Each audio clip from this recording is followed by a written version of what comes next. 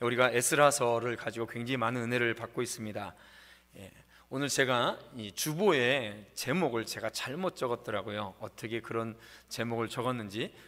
역사의 주인 되신 하나님이시죠. 역사 속의 하나님이 아니라 하나님께서는 우리 역사의 주인이시고, 하나님께서 구원받은, 선택받은 우리 성도들을 구원하시기 위해서 그 모든 것들을 하나님의 사랑과 계획 가운데 인도하시고 또 이루어 주시는 줄로 믿습니다. 혹시 그 남자분들 한 10여 년 전에 그 영화 300이라는 영화 보셨습니까? 혹시? 그런 영화가 있었어요. 이상한 영화가 있었어요. 그 영화를 보고 제가 아는 사람이 영화를 보고 정말 영화 재밌다, 한번 가서 보십시오. 남자들의 영화에 막 몸이 뜨거워집니다. 막 그래가지고 저는 영화 드라마 잘 안 보거든요. 그래서 보기 싫다고, 근데 굳이 다운받아서 같이 보자고 와서 봤어요. 저는 그런 거 보면 안 되는 사람입니다. 이렇게 영화나 드라마 보면 그걸 좀 즐겨야 되는데 그걸 보고 분석을 하고 있어서 그래가지고 이게 드라마 보고 있으면 저희 와이프하고 영화 이런 거 보고 있으면 굉장히 싫어하는 타입, 여자분들을 싫어하는 타입이 저 같은 사람인데요. 거기 보면 이제 여기는 아하수에로 왕이 나옵니다. 아하수에로 왕이 나오는데요, 크세르크세스라는 이름으로 나옵니다. 근데 이제 같은 사람이에요. 근데 그 왕이나 거기 나오는 사람들 좀 이상하게 만들어가지고 굉장히 이상하게 만들어놨습니다. 부조나 페르시아의 석고 부조 보면 거기에 보면 이제 여기 영화에 나오는 장면이 아니라 제가 큰 그림을 나와 있죠. 큰 그림에 나와 있는 사람이 좀 더 실제 인물에 가깝습니다. 크세르크세스라는 발음은 헬라어 원역을 그대로 헬라어식으로 발음한 거를 영어로 이렇게 그대로 발음한 거고요. 히브리 음역으로 이거를 아하수에로라고 말합니다. 그러니까 크세르크세스라는 사람하고 크세르크세스 1세예요. 이 사람하고 아하수에로는 같은 사람입니다. 역사의 동일 인물이에요. 제가 계속 이런 얘기를 하는 이유가 성경 말씀에 나와 있는 그 역사가 그대로 하나님께서 이 인류에 그대로 또 동일하게 이루어지는 역사입니다. 자칫 잘못하면 성경의 이야기 따로, 우리가 실제의 역사 따로 이렇게 생각하는 경우가 있는데 그렇지 않고요, 하나님의 역사는 성경의 역사가 곧 인류의 역사고 세계사입니다. 그리고 이제 아하수에로 왕이 나오고요, 가장 넓은 지역을 다스렸던 왕입니다. 말년에는 조금 안 좋아졌습니다. 말년에는 좀 안 좋아져가지고 정치를 잘 못해서 암살당하고 그 아들인 아닥사스다에게 왕이 다시 물려지죠. 그리고 그 아내인 이제 에스더라는 여인이 나옵니다. 에스더라는 여인은 이름이 별이라는 뜻입니다. 별. 성경에 보면 별이라는 얘기, 별에 대한 얘기가 많이 나옵니다. 예수님께서 이제 이 땅에 내려오실 때도 동방박사의 별 얘기가 나오죠. 또 다니엘서에도 보면 별의 얘기가 나옵니다. 다니엘서 12장 3절에 보면 지혜 있는 자는 궁창의 빛과 같이 빛날 것이요 많은 사람들을 옳은 대로 돌아오게 한 자는 하늘의 별과 같이 영원토록 빛나리라 라는 말씀이 있습니다. 아브라함을 보고 하늘의 별을 보라 뭐 이러면서 별의 이야기가 많이 나오죠. 그래서 별, 밤에는 항해사들의 나침판 같은 역할을 합니다. 어두운 세상 속에서 나침판 같은 역할을 하는 사람, 흑암의 권세 속에서 별같이 빛나고 어두운 세상 속에서 참빛 되신 예수님을 나타내는 그런 별같은 인물, 모두 다 별같이 빛나는 우리 성도들 되시길 주님의 이름으로 축복드립니다. 이 에스더는 그래서 굉장히 중요한 인물입니다.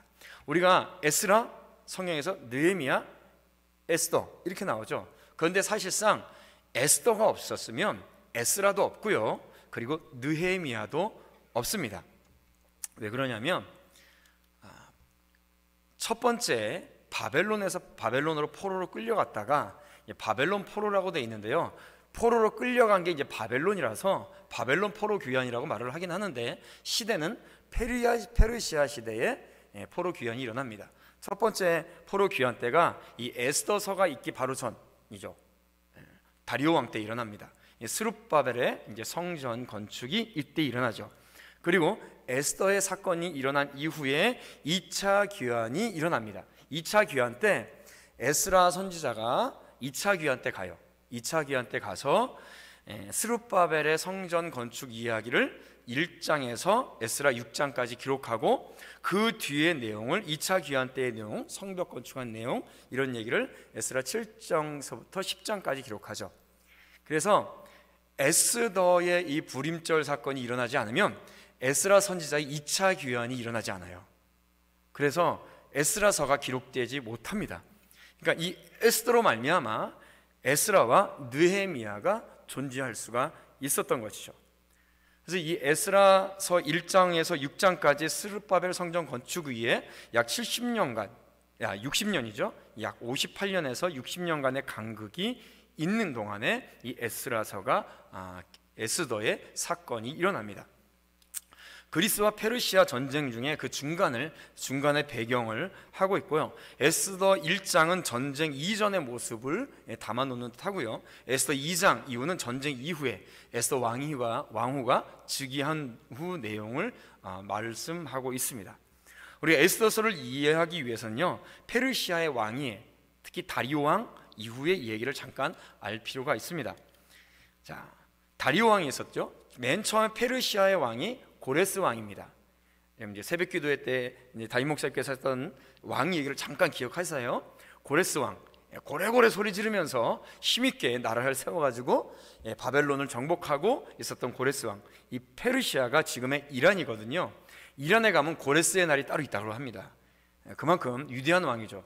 그런 다음에 두 번째 캄비세스 2세가 있습니다.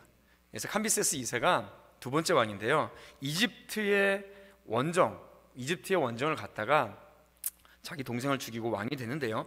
이집트 전쟁 중에 이 사람이 정신이 없었는지 모르겠는데 보통 이제 칼을 빼들고 앞으로 전진하지 않습니까? 자신의 칼을 칼집에 넣어야 되는데 칼집에 넣지 않고 자기 허벅지를 찔러요. 이게 무슨 경우인지는 모르겠는데 허벅지를 찔러가지고 그 파상풍 때문에 죽습니다. 그 자리에서 죽어요. 거기서. 그런데 그 당시에 이집트에서 이제 그 왕은 죽고 이제 페르시아 본토에서는 가짜 캄비세스가 자기가 왕이라고 이제 동생이죠. 스메르디스가 자기가 왕이라고 하면서 가짜 스메르디스가 왕으로서 나옵니다. 이 사람이 바르디아라는 사람인데 캄비세스 2세에 7명의 모사들, 전략가들이 있었어요. 그 중에 가장 뛰어난 사람이 왕이 되는 다리오라는 사람입니다. 이 사람이 본국에 가봤더니 동생이 왕이 됐다는 거예요. 스메르디스가. 그런데 분명히 스메르디스는 캄비세스에 의해서 죽었거든요. 그런데 본국에 가보니 동생이 왕이 되었다고 하고 가짜 왕이라는 얘기가 들리는 거예요. 그래서 이 사람이 찾다가 스메르디스가 한쪽 귀가 없다라는 것을 들었어요. 근데 가만히 보니까 양쪽 귀가 다 있는 거죠. 그래서 귀를 확인해보고 가짜라는 것을 알게 된 다음에 구테타를 진압하고 나머지 6명의 전략가들에 의해서 이 다리오가 왕이 됩니다. 그래서 가장 뛰어난 왕, 가장 강력한 왕, 그리고 가장 많은 영토를 넓히는 정말로 존경받는 왕이 돼요. 그러다가 그 유명한 마라톤 전쟁에서 패합니다. 그리스를 정복하는 가운데 처음에 아테네를 정복하고 계속해서 그리스를 정복하는 가운데 이제 마라톤, 여러분 그 올림픽 하면 마지막에 마라톤을 하잖아요. 그게 그 전쟁이 그 마라톤이라는 그런 게임이 나타난 그런 배경인데 마라톤 전쟁에서 다리오 왕이 죽어요.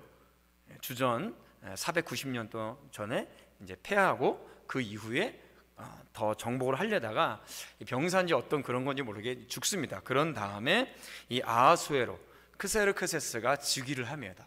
즉위를 하고 그때 당시 이제 계속해서 정복을 하게 되죠. 그런데 우리가 가만히 보면 에스더서에 보면 어떻게 한 민족이 다른 민족을 말살할 수가 있을까, 공식적으로 말살할 수 있을까라는 생각을 굉장히 의심이 들어요. 아무리 안 좋은 거라도, 안 좋은 사람이라도 정적을 제거하는 데 있어서 어떤 한 민족을, 그리고 당시 페르시아는 그때 당시 많이 그랬지만은 페르시아는 정복했던 민족이나 국가를 대부분 그대로 유지하게 두었습니다. 그 민족을 혼혈을 하기도 했지만은 그 민족을 그대로 두어서 쉽게 얘기하면 어떤 대리 통치자를 보내서 통치를 한다든가 그 안에 있는 사람을, 그 민족 중에서 유능한 사람을 왕으로 섬기고 세금을 바치고 공물을 바치게 하면서 계속해서 통치권을 인정해줬어요. 어느 정도 자치권을. 그런데 어떤 한 민족을 말살시킨다는 게 좀 이해가 안 되더라고요. 그런데 이것이 이해되는 게 뭐냐면 다리오가 가짜 왕을 죽이고 정권을 잡았을 때 그 가짜 왕을 세웠던 사람들이 누구냐면 그때 당시 종교 지도자들이었던 마구스 제사장들이 있었습니다. 그 종교 지도자들이 다른 정치 지도자들과 연합을 해서 자신의 국가를 세우려고 했던 거예요.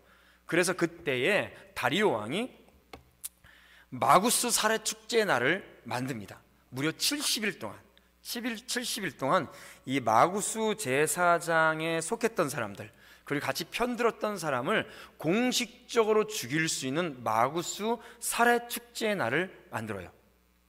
그래서 이거에 착안해서 하만이 이런 축제의 날을 바꿔서 유대 살해의 날로 제정을 하는 거예요. 그래서 공식적으로 70일 동안, 그러니까 하루 이틀도 아니죠, 무려 70일 동안 한 민족을 말살하려고 하는 그런 절체절명의 상황에 놓였던 것이 에스더서입니다. 그리고 특별히 에스더서는 이제 페르시아의 각 지역에 흩어져 있던 유대 민족의 이 공동체의 위기를 맞이하고 있는 거죠. 이스라엘에게 귀환한 사람들은 굉장히 많이 고생을 했습니다. 그 전에 1차로 고생했던 사람은 정말로 불모지죠. 수십 년 동안, 70년 동안 없었던 땅에 다시 가서 경작을 하고 또 집도 짓고 황폐화됐던 성전을 다시 지으려니 얼마나 힘들었겠어요. 근데 페르시아에 남아있던 사람들은 편하게 살고 있었습니다. 사실 평안했어요. 여러분, 왕비까지, 포로 상황 속에서 왕비까지 배출할 수 있었던 상황이면 정말로 편안하게 살 수 있었던 것입니다. 그렇게 편안하게 살고 있었던 상황 속에서 그들은 하나님을 잊어버릴 수 있었던 것이죠. 그때에 유대인 몰살이라는 고난을 하나님께서 허락하셔서 하나님을 찾게 만드신 거죠. 하나님을 의지하게 만드신 거죠. 신약에도 이런 말씀이 나옵니다. 신약성경 1장 8절에 보면 온 유대와 사마리아 땅 끝까지 이르러 내 증인이 되리라 라고 말씀하셨어요. 그리고 믿음의 사람들이 예루살렘에 남아서 열심히 신앙생활하며 또 하나님을 믿는 사람들이 많이 전파됐습니다. 그런데 중요한 사실은 1장 8절을 거꾸로 뒤집어 보면 8장 1절이 되거든요. 사도행전 8장 1절에 그날에 예루살렘에 있는 교회에 큰 박해가 있어 모두 유대와 사마리아 모든 땅으로 흩어지니라.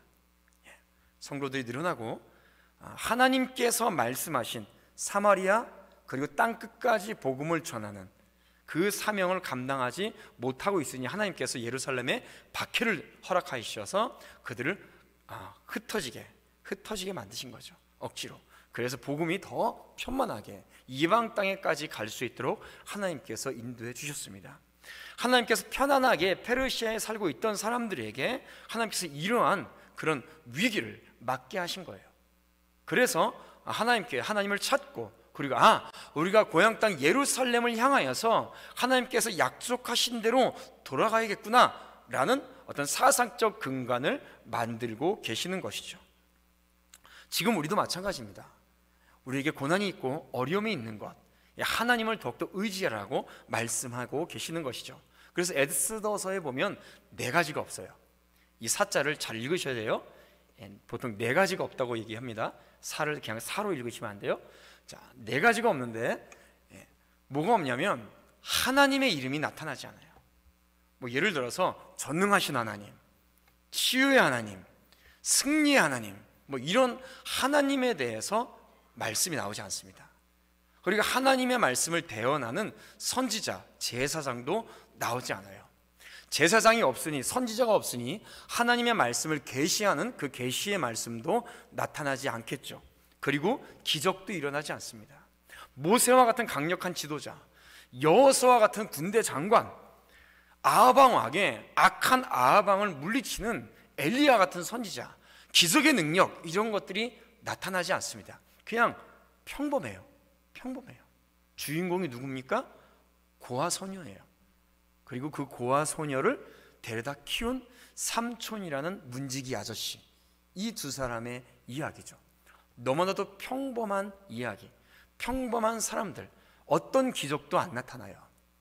어떤 하나님의 계시도 없어요. 그런데 하나님을 믿는 믿음의 사람, 가장 평범하고 약한 이 2사람을 통하여서 그 민족이 구원받게 되는 것입니다. 평범한 일상 속에서 하나님의 인도하심과 보호하심과 섭리하심, 하나님의 다스리심이 계속해서 있음을 에스더서를 통해서 우리에게 말씀해 주고 계시는 것입니다. 우리가 기도하면 아픈 사람, 아픈 것이 병이 빨리빨리 났으면 좋겠죠. 그렇죠? 부러진 게 막 붙었으면 좋겠고, 문제가 당장 해결됐으면 좋겠고, 죽어있는 사람이 발딱발딱 일어났으면 좋겠고, 그랬으면 좋겠습니다. 그런데 우리가 기도해도 당장 우리가 기도한 대로 응답이 안 돼요.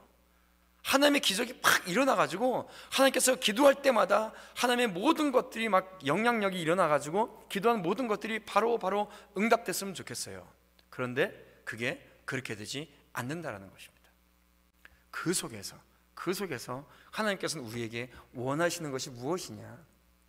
우리의 기도의 분량이 차지고 더욱더 성숙한 그리스도인으로서 성장하기를 주님께서는 우리에게 원하고 계시다라는 것입니다. 에스더에서도 보면 에스더가 금식하며 죽으면 죽으리라 라고 고백한 바로 그때에 당장 그 일이 일어나지 않아요. 4장에서 에스더가 죽으면 죽으리라 하고 결단하거든요. 그리고 금식하면서 기도합니다. 그런데 그 일이 일어난 것은 8장에 가서나 해결이 돼요. 얼마나 조급하겠어요. 내가 죽고 내 형제가 죽고 내 민족이 죽는데 그럼에도 불구하고 하나님께서는 기다리게 하신다는 것이죠. 계속해서 기도하게 하신다는 것입니다. 그래서 이 시대를 살아가는 우리에게 에스더서는 이렇게 말씀하십니다. 정말로 이 시대는 마지막 시대와 같죠. 모든 것이 흑암의 권세에 있는 것 같고 하루하루 살아가는 것이 그전보다 더 고통스럽고 힘들고 근심과 고난이 연속되는 것 같습니다. 그러나 그때에 이 말세의 시대를 살고 있는 우리들에게 찾아올 고난 속에서 우리는 오늘도 다임 목사님께서 말씀하셨죠? 위기가 뭐가 된다고요? 기회가 됩니다. 우리에게 주시는 고난이 우리를 향하신 더 큰 기회가 되시는 줄로 믿습니다. 믿음은 있지만 우리가 기도하지만 당장 내일 일을 몰라요. 내일 우리에게 어떤 일이 닥칠지를 몰라요. 건강하던 사람이 갑자기 아픕니다. 문제가 없는 상황 속에서 더 큰 걱정과 고난과 그런 걱정과 근심거리가 찾아와요. 그런 상황 속에서 우리들에게 오직 하나님을 의지하는 삶, 그 의지하는 삶을 끝까지 붙잡고 끝까지 견디는 자에게 영광의 면류관을 주시리라, 그 약속을 붙잡고 끝까지 승리하는 우리 성도들이 되시기를 주님의 이름으로 축복드립니다. 우리 말씀 한 구절 읽고 마무리해 볼까요? 우리 사무엘상 2장 8절 말씀을 제가 준비해 봤는데요.